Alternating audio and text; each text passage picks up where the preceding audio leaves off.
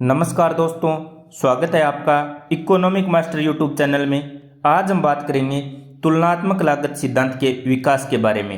Development of comparative cost theory. तुलनात्मक लागत सिद्धांत का विकास किस प्रकार से हुआ? सबसे पहले एडम स्मिथ, उसके बाद में रिकार्डो, उसके बाद में मील, इन सब के बाद में टोजिंग, हेबर्लर, बेस्टेबल, ग्राह्य आदि अर्थशास्त्रियों ने विकास किया। बाद में रे के प्रोग्राम के द्वारा भी इस सिद्धांत को प्रस्तुत किया गया। इसके बाद हेक्सर ओहलिन ने इस सिद्धांत में संशोधन किया। सबसे पहले हम देखते हैं तुलनात्मक लागत सिद्धांत मुद्रा के रूप में, यानी comparative cost doctrine expressed in money terms. दोस्तों, रिकार्डो ने तुलनात्मक लागत सिद्धांत की व्याख्या श्रम लागत के रूप में की थी, लेकिन वर्तमान अर्थव्यवस्था में मुद्रा प्रधान है, इसलिए वास्तविक लेन देन का निर्णायक तत्व मौद्रिक लागत के रूप में होता है। इसलिए अंतर्राष्ट्रीय व्यापार का निर्धारण श्रम लागत में व्यक्त तुलनात्मक अंतरों के आधार पर नहीं, बल्कि मौद्रिक लागत में व्यक्त निरपेक्ष अंतरों के आधार पर होता है। श्रम लागत में व्यक्त तुलनात्मक अंतरों को सुगमतापूर्वक मौद्रिक लागतों के निरपेक्ष अंतरों में व्यक्त किया जा सकता है। यह परिवर्तन वस्तु विनिमय के अनुपातों पर कोई प्रभाव नहीं डाल सकता। इसे हम एक उदाहरण से समझते हैं। भारत में 10 दिन में 1 इकाई श्रम द्वारा 100 इकाई कपड़ा उत्पन्न होता है। भारत में 10 दिन में 1 इकाई श्रम द्वारा 100 इकाई जूट उत्पन्न होता है। बांग्लादेश में 10 दिन में 1 इकाई श्रम द्वारा 40 इकाई कपड़ा उत्पन्न होता है। बांग्लादेश में 10 दिन में 1 इकाई श्रम द्वारा 80 इकाई जूट प्राप्त होता है। इस उदाहरण में दोनों ही वस्तुओं में, यानी कपड़े और जूट में, भारत को उत्पादन में निरपेक्ष लाभ है, किंतु कपास के उत्पादन में भारत को बांग्लादेश के ऊपर अधिक तुलनात्मक लाभ प्राप्त है। इसका उल्टा देखें तो बांग्लादेश की तुलनात्मक हानि कपास की अपेक्षा जूट में कम है। अतः अंतर्राष्ट्रीय व्यापार में भारत कपास में तथा बांग्लादेश जूट में विशिष्टीकरण प्राप्त करेगा। मौद्रिक इकाई के रूप में परिवर्तित कर इसे समझने का प्रयास करते हैं। यदि भारत में दैनिक मजदूरी 3 रुपये तथा बांग्लादेश में 2 रुपये है तो इस प्रकार से इस सारणी को बनाएंगे। देश दैनिक मजदूरी रुपयों में, कुल मजदूरी, कुल उत्पादन, पूर्ति की प्रति इकाई लागत रुपये में। तो भारत की दैनिक मजदूरी कितनी है? 3 रुपये, बांग्लादेश की 2 रुपये। भारत 10 दिन काम करता है तो दोनों की कुल मजदूरी कितनी हो गई? 30 रुपये। बांग्लादेश 10 दिन काम करता है तो दोनों की मजदूरी कितनी हो गई? 20 रुपये। कुल उत्पादन भारत कितना करता है? 100 इकाई, और बांग्लादेश कितना करता है? 40 इकाई कपास और 80 इकाई जूट। भारत में प्रति इकाई कपास की लागत कितनी आएगी? 30/100 बराबर 0.30 प्रति इकाई। इसी प्रकार जूट की कितनी आएगी? 0.30 प्रति इकाई। बांग्लादेश में कपास की लागत कितनी आएगी? 20/40 यानी 0.50 प्रति इकाई।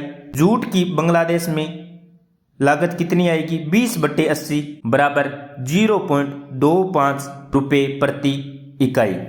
भारत में इस सारणी से पता चलता है बांग्लादेश की तुलना में कपास के उत्पादन की मौद्रिक लागत कम है।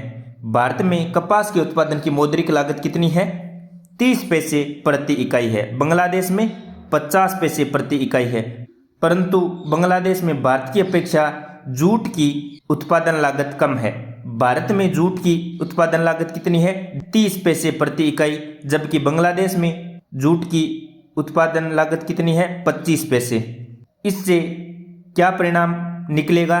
भारत कपास के उत्पादन में तथा बांग्लादेश जूट के उत्पादन में विशिष्टीकरण प्राप्त करेगा। यह निष्कर्ष तुलनात्मक लागत सिद्धांत से मेल खाता है। इस संबंध में यह आपत्ति की जा सकती है कि दोनों वस्तुओं की मौद्रिक लागत का अनुमान लगाते समय मजदूरी की दरें मनमाने ढंग से चुनी गई हैं, क्योंकि समान श्रम 10 दिन का श्रम दोनों वस्तुओं कपास तथा जूट की भिन्न भिन्न मात्रा उत्पन्न करता है। मजदूरी की दरों की भिन्नता की उच्चतम तथा निम्नतम सीमा उत्पादन की मात्रा की भिन्नता में प्रतिबिंबित होती है।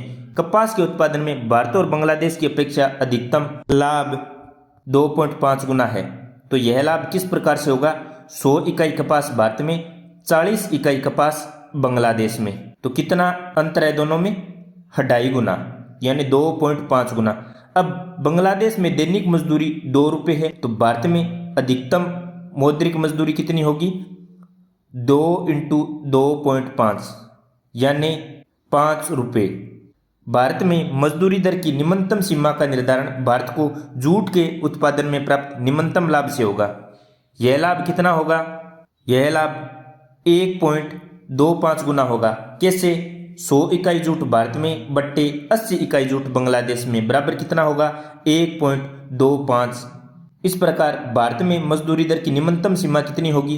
1.25 × 2 बराबर 2.50 रुपये, यानी 2.5 रुपये। यदि हम मान लें कि बांग्लादेश में मजदूरी की दैनिक दर 2 रुपये है, तो भारत में मजदूरी की दर 2.5 रुपये से 5 रुपये के मध्य होनी चाहिए। हमने इस उदाहरण में मजदूरी का चयन उच्चतम तथा निम्नतम सीमा के मध्य किया है। मजदूरी दर उच्चतम तथा न्यूनतम सीमा के मध्य से विचलित नहीं हो सकती। यदि हम मान लेते हैं भारत में मजदूरी दर बढ़कर 5 रुपये हो जाती है, तो कपास और जूट की प्रति इकाई लागत 50 पैसे होगी। इस स्थिति में भारत द्वारा बांग्लादेश को कपास का निर्यात नहीं हो सकता, परंतु भारत में बांग्लादेश से जूट का आयात होता रहेगा। स्वर्ण तथा विदेशी विनिमय कोष सीमित होने के कारण भारत का भुगतान संतुलन विपक्ष में हो जाएगा। स्वर्ण तथा विदेशी विनिमय कोष के बहिर्गमन के कारण भारत में मुद्रा की पूर्ति संकुचित होगी। इसके परिणाम स्वरूप भारत में क्या होगा? मजदूरी दर तथा वस्तु के मूल्य में कमी होगी। इसका उल्टा यदि भारत में दैनिक मजदूरी 2.5 रुपये से कम होगी, तो बांग्लादेश की तुलना में भारत में उत्पादन लागत घटेगी। इससे भारत कपास का निर्यात करता रहेगा, परंतु जूट का आयात क्या कर देगा? बंद कर देगा। भारत में स्वर्ण तथा विदेशी विनिमय के अंतर्गमन के कारण भुगतान संतुलन पक्ष में हो जाएगा।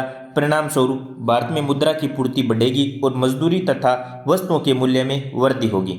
इस तरह से मजदूरी दरों का अनुपात निश्चय ही उच्चतम तथा निम्नतम सीमा के मध्य होना चाहिए। फिर भी केवल लागत आंकड़ों के आधार पर हम फिक्स रूप से यह नहीं कह सकते कि उच्चतम तथा निम्नतम सीमाओं के मध्य दोनों देशों की मौद्रिक मजदूरी का अनुपात तथा इसके कारण अंतर्राष्ट्रीय व्यापार शर्त का निर्धारण कहाँ होगा। वास्तव में यह दोनों की प्रतिपूरक मांग की दशाओं पर निर्भर करता है। यदि भारत में बांग्लादेश की जूट की मांग कम तथा बांग्लादेश में भारत की कपास की मांग अधिक होगी, तो विनिमय अनुपात भारत के पक्ष में होगा। J.S. मिल ने प्रतिपूरक मांग का सिद्धांत प्रस्तुत करके यह बताया कि वास्तविक व्यापार शर्त का निर्धारण कहाँ पर होगा? जहाँ पर प्रत्येक देश का निर्यात मूल्य उसके आयात मूल्य के बराबर होगा। इससे पता चला है कि वास्तविक लेन देन का निर्णायक तत्व कौन होगा? मौद्रिक लागत। मजदूरी दरों की उच्चतम व निम्नतम सीमा के मध्य अंतर्राष्ट्रीय व्यापार का निर्धारण होगा, और इनके मध्य निर्धारण किस बिंदु पर होगा? यह किस पर निर्भर करता है? प्रतिपूरक मांग की दशाओं पर निर्भर करता है। आशा करता हूं दोस्तों आपको मुद्रा के रूप में तुलनात्मक लागत सिद्धांत समझ में आ गया होगा। धन्यवाद। जय हिंद, जय भारत।